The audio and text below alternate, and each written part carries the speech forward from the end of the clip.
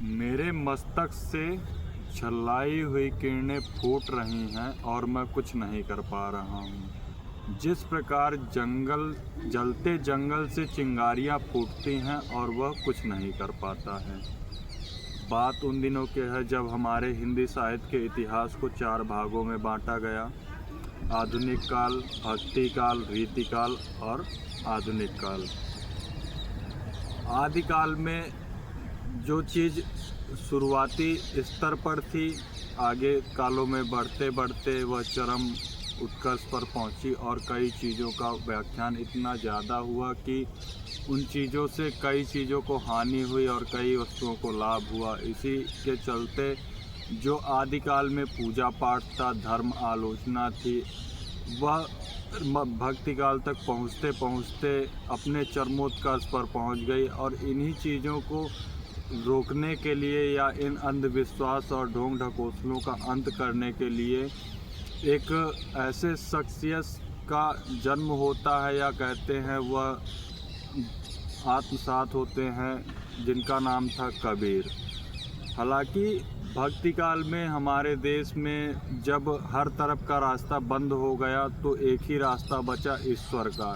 सब लोग चारों तरफ से दुत्कारे गए, भूख मरी, और जब किसी के पास कुछ नहीं बचता है तो इसके लिए एक लाइन भी इन्होंने लिखी है कि जब किसी को कोई सहारा नहीं बचता तो उसके लिए एक ही रास्ता बचता है, ईश्वर का। इसी के चलते लोगों को ठगा जाने लगा। जो पंडित थे वो पूजा को लेके और बाकी कई माध्यमों से अंधविश्वास इतना ज़्यादा फैल गया, कर्मकांड बढ़ गए।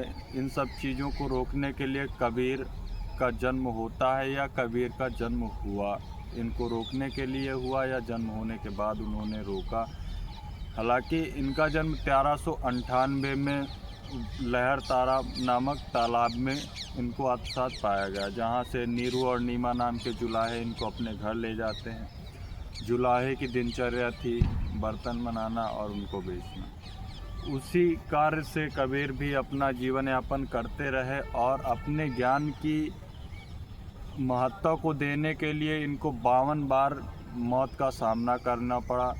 और कई लोगों की मान्यता है कबीर पढ़े लिखे नहीं थे। इसके बारे में उन्होंने खुद भी लिखा है, मसी कागज छुओ नहीं, कलम गई नहीं हाथ।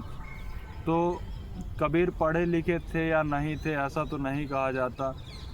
हालांकि इनके आध्यात्मिक गुरु रामानंद थे। इन्होंने इनके बारे में भी कई सारे आख्यान हुए, व्याख्यान आए, और ये जो भी बोलते थे इनके जो सच शिष्य थे वो उसको लिख देते थे। इन्होंने कभी कलम को हाथ से नहीं छुआ था, ऐसा माना जाता।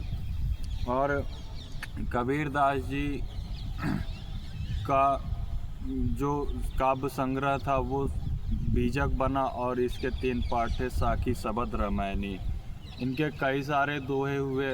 धर्म को लेके आडंबर और कर्मकांड को रोकने के लिए इन्होंने हिंदुओं के लिए एक दोहा लिखा था कि घर की चाकी को न नहीं, पाथर पूजे हर मिले तो मैं पूजो पहाड़, घर की चाकी को न पूजे पीस खाए संसार।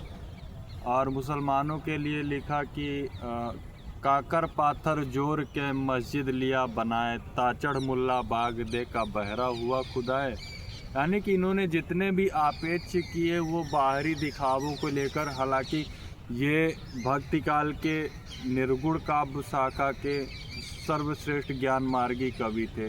तो इन्होंने इनका जितना भी ज्ञान था वो ईश्वर के खिलाफ नहीं था, ना तो इन्होंने ईश्वर को मानने से मना किया। इनका मानना था ईश्वर को ढूंढना है तो किसी व्यक्ति के अंदर ढूंढिए, या तो उन चीज़ों में ढूंढिए जहाँ से ईश्वर की मान्यता को माना जा सके।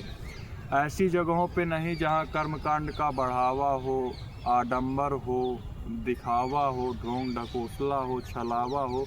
इन चीज़ों से दूर करने का प्रयास किया जिनसे लोगों को कष्ट हो, ऐसी चीज़ों से। और इस समय में ऐसी कई सारी कहानियाँ लिखी गई जो लोगों ने लिखी। प्रेमचंद ने लिखी। प्रेमचंद के बारे में तो ऐसा भी कहा जाता है कि अगर उस समय का इतिहास सारा गायब हो जाए तो प्रेमचंद की रचनाओं को पढ़ लिया जाए तो एक युग तैयार किया जाता है उससे। हालांकि हम लोग कबीर दास पे बात कर रहे थे तो कबीर पे आते हैं।